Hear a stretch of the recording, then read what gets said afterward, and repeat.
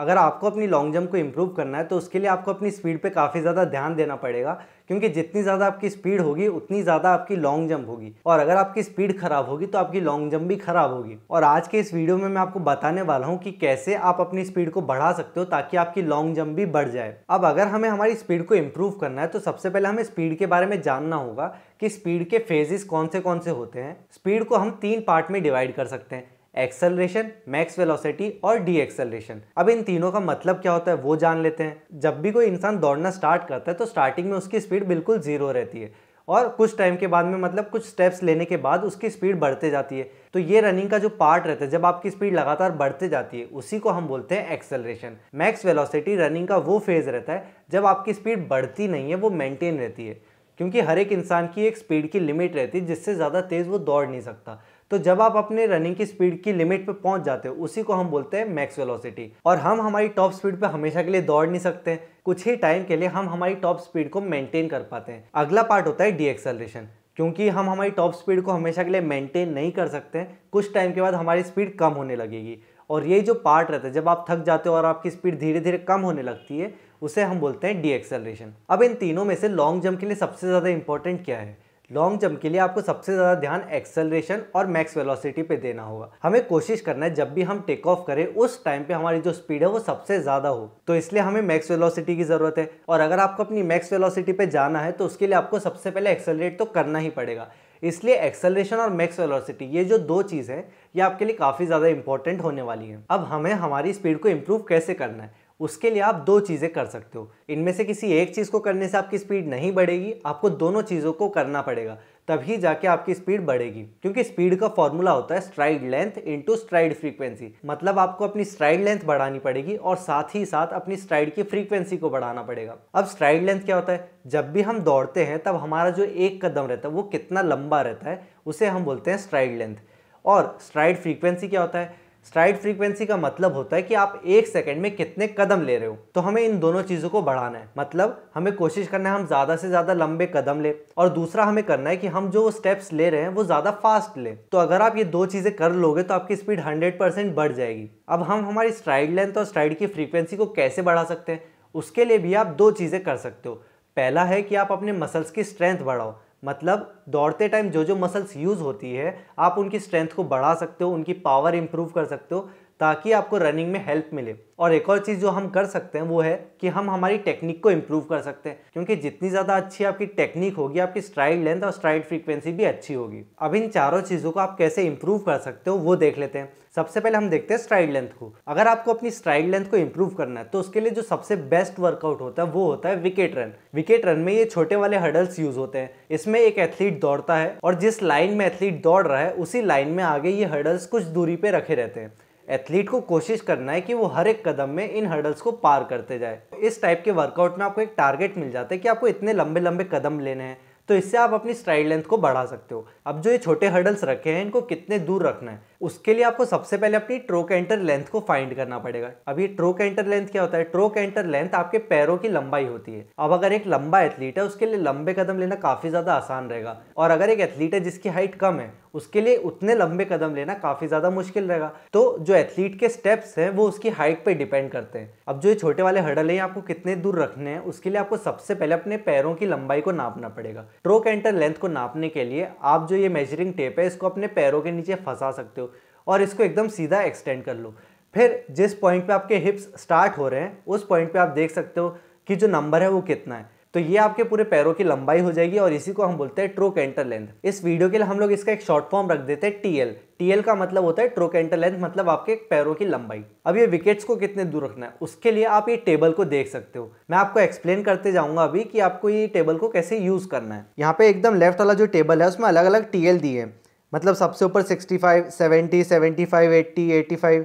तो ये जो नंबर्स हैं ये आपकी ट्रो कैंटर की लेंथ है, और एकदम ऊपर वाली जो लाइन है उसमें आपको एक नंबर दिया है जिससे आपके टीएल को मल्टीप्लाई किया है, जैसे 2.3, 2.4, 2.5, 2.6 और 2.7। आपको अपने टीएल को इस नंबर से मल्टीप्लाई करना पड़ेगा, फिर जो आंसर आएगा उतने ही डिस्टेंस पे आपको हर्डल्स को रखना है। अब यहाँ पे तो 5 नंबर दिए, आपको इन पाँचों में से किस नंबर से मल्टीप्लाई करना है। जो फीमेल्स रहती है उनको 2.3 से लेके 2.5 तक किसी भी एक नंबर से मल्टीप्लाई करना है, और वहीं पे जो लड़के रहते हैं लड़कों को 2.5 से लेके 2.7 तक किसी भी एक नंबर से मल्टीप्लाई करना है। जब भी आप ये वर्कआउट स्टार्ट करोगे तब आप कोशिश करना कि छोटे नंबर से आप स्टार्ट करो और धीरे धीरे उसको बढ़ा सकते हो। अगर आपको अपनी स्ट्राइड लेंथ कैलकुलेट करने में कोई भी दिक्कत आ रही है तो आप मुझे इस नंबर पे मैसेज कर सकते हो, मैं आपकी हेल्प कर दूंगा सही नंबर डिसाइड करने में। अब स्ट्राइड लेंथ को बढ़ाने के बाद हमें हमारी स्ट्राइड की फ्रीक्वेंसी को बढ़ाना पड़ेगा। स्ट्राइड की फ्रीक्वेंसी को बढ़ाने के लिए हम बहुत सारी चीजें कर सकते हैं, लेकिन मुझे जो दो चीजें इंपॉर्टेंट लगती है मैं इस वीडियो में आपको वो बताने वाला हूँ। सबसे पहले आपको अपने हिप फ्लेक्सर्स की स्ट्रेंथ को इंप्रूव करना पड़ेगा। हिप फ्लेक्सर वो मसल रहती है जो आपके पेट से लेके आपके थाइस तक जुड़ती है। अब ये मसल का काम रहता है आपके पैर को पीछे से आगे की तरफ लेके आना। तो जब भी हम दौड़ते हैं तब हमारा जो पैर है वो जमीन से उठने के बाद हमारे बॉडी के पीछे रहता है। इस टाइम पे हमें कोशिश करना है कि हम ये पीछे वाले पैर को आगे जल्दी से जल्दी लेके आएं, क्योंकि जितने जल्दी आप ये पैर को आगे लाओगे आपका जो स्ट्राइड की फ्रीक्वेंसी है उतनी ज़्यादा बढ़ेगी। मतलब अगर आपके पैर जल्दी से आगे आ जाएंगे तो आपका एक साइकिल जल्दी से कंप्लीट हो जाएगा। अब हिप फ्लेक्सर्स को इंप्रूव करने के लिए हम कौन सी एक्सरसाइज कर सकते हैं वो आपको यूट्यूब पे मिल जाएगी, और अगर आपको नहीं मिल पा रही तो आप नीचे कमेंट कर देना, मैं हिप फ्लेक्सर्स की एक्सरसाइज पे एक वीडियो बना दूंगा। अगली चीज जो हम कर सकते हैं वो है हम हमारे ग्राउंड कांटेक्ट को कम से कम रखें। ग्राउंड कांटेक्ट क्या होता है? ये वो टाइम रहता है जब आपका पैर जमीन के कांटेक्ट में रहता है। मतलब जब भी हम दौड़ते हैं और आपका जो पैर है वो जमीन पे टच रहता है, उस पार्ट को हम बोलते हैं ग्राउंड कांटेक्ट। अब आपको कोशिश करना है कि आपका जो पैर है वो जमीन पे कम से कम देर के लिए रहे। उसके लिए आप प्लायोमेट्रिक्स कर सकते हो, जैसे कि हर्डल हॉप। आप ये वीडियो में देख सकते हो कि जो ये एक्सरसाइज है इसमें हम हर्डल के ऊपर से बार बार कंटिन्यूस जंप करते जा रहे हैं, और इसमें जो एथलीट है वो जमीन पे काफ़ी कम देर के लिए रह रहा है। तो इस टाइप की जो एक्सरसाइजेस रहती हैं वो आपके ग्राउंड कांटेक्ट को कम करती हैं और इससे आपकी स्ट्राइड की फ्रीक्वेंसी बढ़ेगी। अगली चीज़ जो हम कर सकते हैं वो है हम हमारी मसल्स की स्ट्रेंथ को बढ़ा सकते हैं। रनिंग करते हुए जो जो आपकी मसल्स यूज़ होती हैं आप उनकी स्ट्रेंथ को बढ़ाओ ताकि आपकी जो स्पीड है वो बढ़ जाए। अब कौन सी मसल सबसे ज़्यादा यूज़ होती हैं? सबसे मेन मसल होती है आपकी हैमस्ट्रिंग और ग्लूट्स की मसल। ये जो दो मसल्स रहती हैं ये सबसे ज़्यादा हेल्प करती हैं आपको तेज़ दौड़ने में। इसके साथ साथ आप अपने थाइस की मसल्स को भी ट्रेन कर सकते हो, जिनका काम रहता है आपके ग्राउंड कांटेक्ट को स्टेबल बनाना। इसके साथ में आप अपने कोर की मसल्स और लोअर बैक की मसल्स को भी स्ट्रॉन्ग कर सकते हो ताकि आपका जो पोस्चर है वो सही रहे दौड़ते टाइम। और आप अपने शोल्डर की स्ट्रेंथ को भी बढ़ा सकते हो ताकि आपका जो आर्म एक्शन है वो बेटर हो। अब हम चौथे पॉइंट को देख लेते हैं और वो है टेक्निक को इम्प्रूव करना। ये बहुत सारे लोगों को पता होगा कि अगर आपको दौड़ना है तो आपको सही टेक्निक यूज़ करनी पड़ेगी, क्योंकि अगर हम कोई भी चीज़ को सही टेक्निक से करते हैं, सही तरीके से करते हैं, तो वो चीज़ करना काफ़ी ज़्यादा आसान रहता है और हम उसे ज़्यादा अच्छे से कर पाते हैं और हम उसे ज़्यादा जल्दी भी कर पाते हैं। अब टेक्निक में हमें सबसे ज़्यादा ध्यान किन चीज़ों पे देना है? सबसे पहले आपको देखना है कि जो आपका ग्राउंड कांटेक्ट है वो ग्राउंड कांटेक्ट कहाँ हो रहा है। मतलब जब भी हम दौड़ते हैं उस टाइम पे हमारा जो पैर ज़मीन पे टच होता है, तो जिस पॉइंट पे हमारा पैर टच होता है उस टाइम पे वो हिप के जस्ट नीचे होना चाहिए। यहाँ पे वीडियो में आप देख सकते हो कि जो मार्सेल जेकॉब्स हैं वो रनिंग कर रहे हैं, तो यहाँ पे आप वीडियो में देख सकते हो कि इनका जो पैर है वो ज़मीन पे टच होने वाला है और इस पॉइंट पे उनका पैर ज़मीन पे टच हो चुका है,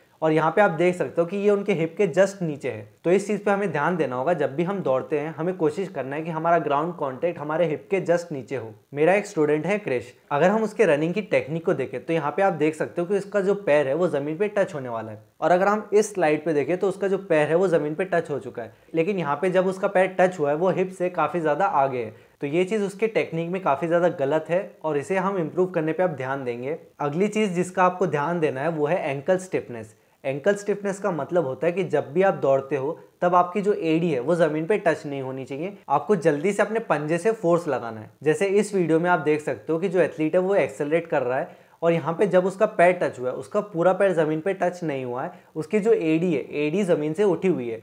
तो इसी चीज़ का आपको ध्यान देना है। जब भी आप दौड़ते हो आपको कोशिश करना है कि आपकी एड़ी ज़मीन पे टच ना हो। आपको अपने एंकल को ज़मीन पे स्ट्रेंथ के साथ रखना पड़ेगा ताकि आपकी एड़ी टच ना हो। अगली चीज़ जो आपके रनिंग की टेक्निक में होनी चाहिए वो है कि एक 4 नंबर बनना चाहिए। यहाँ पे आप देख सकते हो कि एथलीट का पैर ज़मीन पे टच हो चुका है और इस टाइम पे एक पैर बिल्कुल सीधा है और जो दूसरा पैर है वो इस पोजीशन में है, और अगर हम दोनों पैरों पे लाइन बना दे तो यहाँ पे आप देख सकते हो कि 4 नंबर बन चुका है, और ये चीज़ बिल्कुल सही है और ऐसा दौड़ते टाइम होना चाहिए। वहीं पे अगर हम क्रिश को देखें तो यहाँ पे इसका एक पैर ज़मीन पे टच हो चुका है, लेकिन जो दूसरा पैर है वो पीछे इस पोजीशन में। ऐसा बिल्कुल भी नहीं होना चाहिए। जब भी आपका पैर जमीन पे टच होता है उस टाइम पे आपका जो दूसरा पैर है वो पहले पैर के आगे होना चाहिए। तो इस चीज पे भी आपको अच्छे से ध्यान देना होगा ताकि आपकी टेक्निक अच्छी हो। अब एक और चीज है जो आपको अपनी टेक्निक पे देखना है वो है कि आपके जो पैर हैं वो स्क्वाटेड पोजीशन में नहीं होने चाहिए। जब भी हमारा पैर हमारे हिप के नीचे आता है उस टाइम पे हमारे घुटने ज़्यादा मुड़े हुए नहीं होने चाहिए। यहाँ पे आप देख सकते हो कि जो एथलीट है उसका पैर उसके हिप के नीचे है और इस टाइम पे उसका जो घुटना है वो काफ़ी ज़्यादा मुड़ा हुआ नहीं है। वहीं पे अगर हम किसी न्यू एथलीट को देखते हैं तो उसमें ज़्यादातर ये देखने को मिलता है कि जब उसका पैर हिप के नीचे रहता है उस टाइम पे वो काफ़ी ज़्यादा मुड़ा रहता है। जैसे इस एथलीट में आप देख सकते हो कि यहाँ पे उसका पैर ज़मीन पे टच हो चुका है और धीरे से जब वो उसके हिप के नीचे आया तब वहाँ पे उसका जो घुटना है वो मुड़ चुका है। ये चीज़ नहीं होनी चाहिए, ये काफ़ी ज़्यादा खराब है। तो मैंने यहाँ पे कुछ पॉइंट्स बता दिए जो आपको अपनी टेक्निक में देखना है ताकि आपकी टेक्निक अच्छी हो। आई होप इस वीडियो की मदद से आप अपनी स्पीड को बढ़ा पाओगे और स्पीड बढ़ने की वजह से आपकी जंप भी बढ़ जाएगी। लेकिन स्पीड को बढ़ाने के बाद आपको अपने टेक ऑफ को भी इंप्रूव करना पड़ेगा, क्योंकि हो सकता है कि आपकी स्पीड अच्छी है लेकिन खराब टेक ऑफ की वजह से आपकी जंप भी खराब हो सकती है। अब अगर आपको अपने टेक ऑफ को भी इंप्रूव करना है उसके लिए आप ये साइड वाला वीडियो देख सकते हो, और अगर आप चैनल पर नए हो तो चैनल को सब्सक्राइब कर देना ताकि आप ऐसी वीडियोस को मिस ना करो। अब हम अगले वीडियो में मिलेंगे, तब तक के लिए बाय बाय।